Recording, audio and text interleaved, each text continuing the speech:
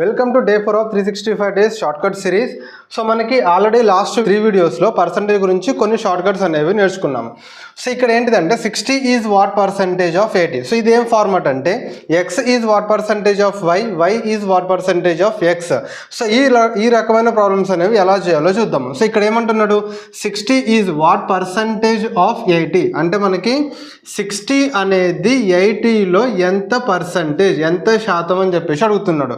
So ఈ half తర్వాత ఏదైతే నెంబర్ వస్తుందో అది మనకి డినామినేటర్లో వస్తుంది. సో ఇక్కడ ఉన్న నెంబర్ ఏదైతే ఉంటుందో అది మనకి న్యూమరేటర్లో ఉంటుంది అనమాట. సో ఇప్పుడు దీన్ని క్యాన్సిలేషన్ చేసుకుంటే 23 24 అండ్ 4 1 4 25 25 ఇంటూ 3 ఎంత 75. సో దీనికి ఆన్సర్ ఏంటిది అంటే 75%.